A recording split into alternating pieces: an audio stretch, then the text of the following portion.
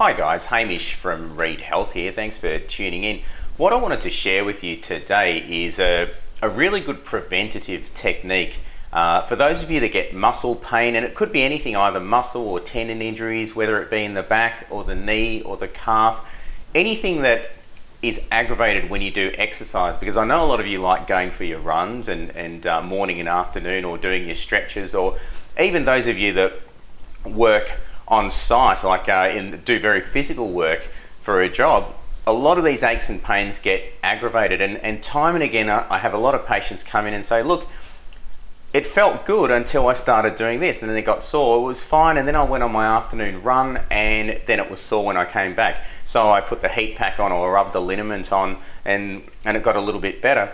Well, my preventative technique is, why wait till the pain gets bad while you're running to put the liniment and heat pack on afterwards? Why don't you do it before? And the theory there is, instead of actually creating the damage to your muscles and tendons and then trying to rectify that, well, the damage is already done.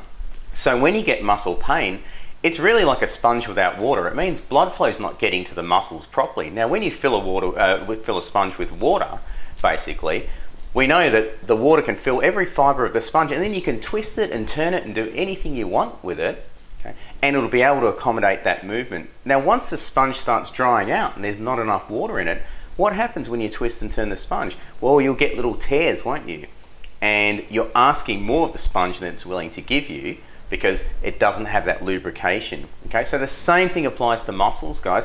When you're on a run, or when if you're doing stretches or doing some physical work, if you don't have enough blood flow to your muscles, then when you stretch the muscles, you're going to be asking more of them than they're willing to give you. Okay, so what I suggest you do is lubricate the muscles first. So again, instead of going on the run, the muscles getting tight and causing micro tears, which of course causes scar tissue, okay, what I recommend you do is pop a heat pack on about 10 minutes before you go on your run. And we know heat will thin out the blood. Again, think of oil in a car motor. It's not a good idea to start your car up first thing in the morning and hammer off, is it? Because the oil's too thick. It's not going to get into the engine parts properly. It has to wait till the engine gets warm and thins out. Then it can get through all those engine crevices properly. So it's the same thing with the body, guys. So when you heat up the blood, you thin it out and you warm it, and then it's a lot better able to get into those little crevices and fibers in the muscles, which means it'll lubricate and nourish the muscles a lot better. And remember, blood's the food for the muscles, so it's strengthening and feeding the muscles as well. So that's what I recommend. All you need is a trusty heat pack. Just pop it in the microwave. So 10 minutes for those of you that do like to go on a run but get calf pain after, or stiffness.